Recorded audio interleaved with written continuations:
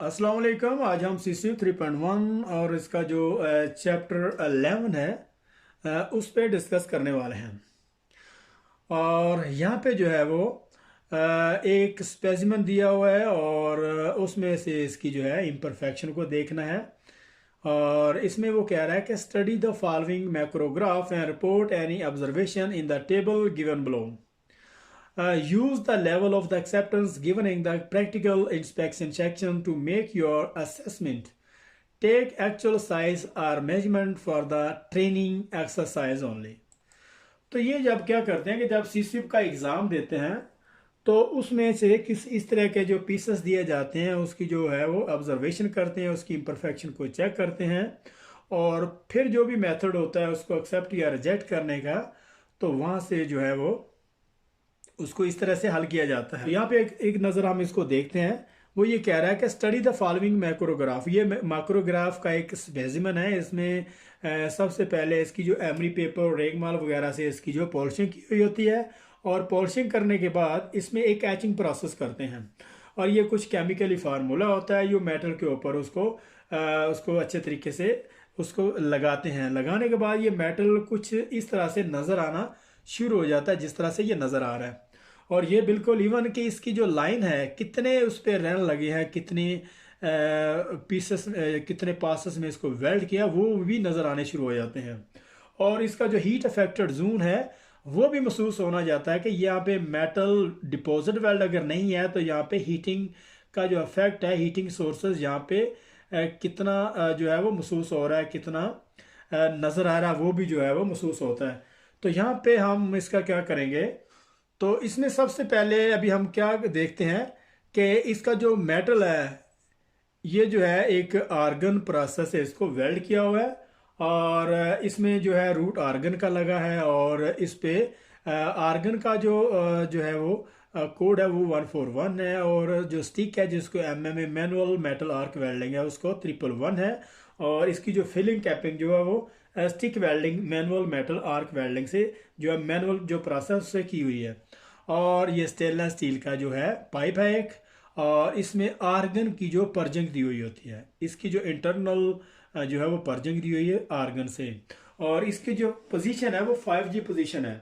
बिल्कुल इसको हॉरिजेंटली इसको जो है वो सीधा सीधा सिंपल तरीके से घुमा इसको रखा हुआ है और इसको पी एफ वर्टिकल अप में इसको वेल्ड किया होता है। इसको यहाँ से डाउन से स्टार्ट करते हैं और आपकी तरफ इसको वेल्ड करते हैं इस तरीके से।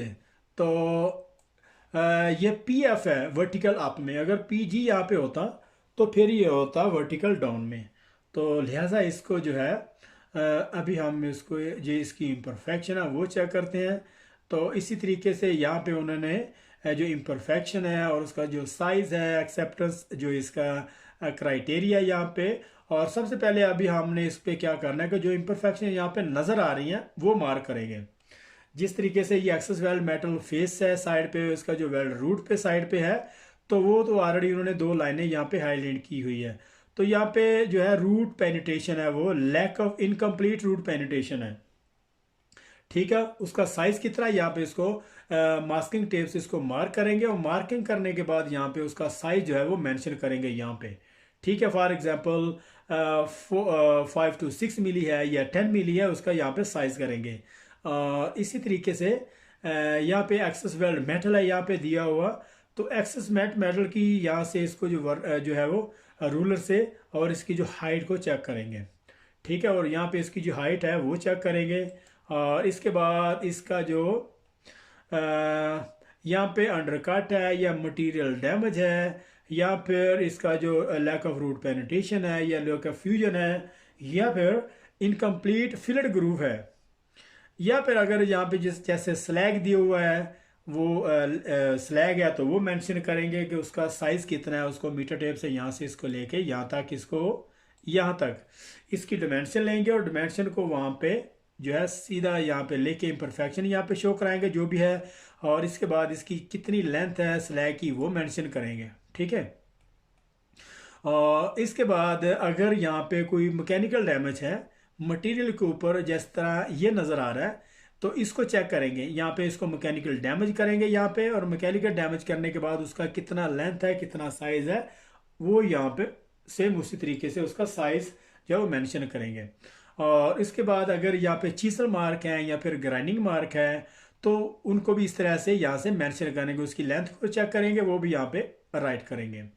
और फिर उसके बाद कुछ भी अगर यहाँ पे टैग वेल्ड लगा हुआ है, ठीक है, या कुछ और कोई मैकेनिकल सरफेस इसकी डैमेज है, तो जितने भी इम्परफेक्शन है वो हमने इसमें जो है वो सेम उसी तरीके से उसको राइट करना है और उसको मार्क करना है। और फिर जितना उसका साइज है विजुअल तौर पर मास्किंग टेप से, मीटर टेप से उसको जो है वो चेक करके यहाँ पे उसको राइट करेंगे।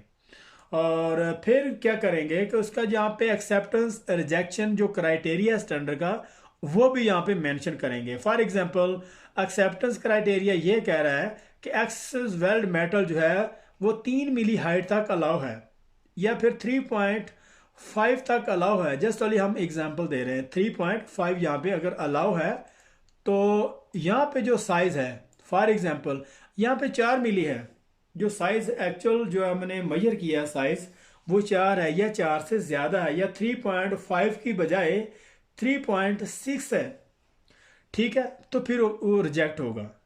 ठीक है, इसी तरीके हम उसको रिजेक्ट जो है वो मार्क करेंगे। और अगर इसी तरह से ये जो इनकम्प्लीट फिलर ग्रूव है, या फिर यहाँ पे चीजल मार्क है, या फिर आर्क स्ट्राइक है, या जितने भी जो है फेस की जो इम्परफेक्शन है जो मैकेनिकल डैमेज में आती हैं, वो जितनी भी होगी उसी तरीके से यहाँ पे उसको जो लिखेंगे और इसका जो एक्सेप्टेंस क्राइटेरिया उसके साथ कंपेयर करेंगे।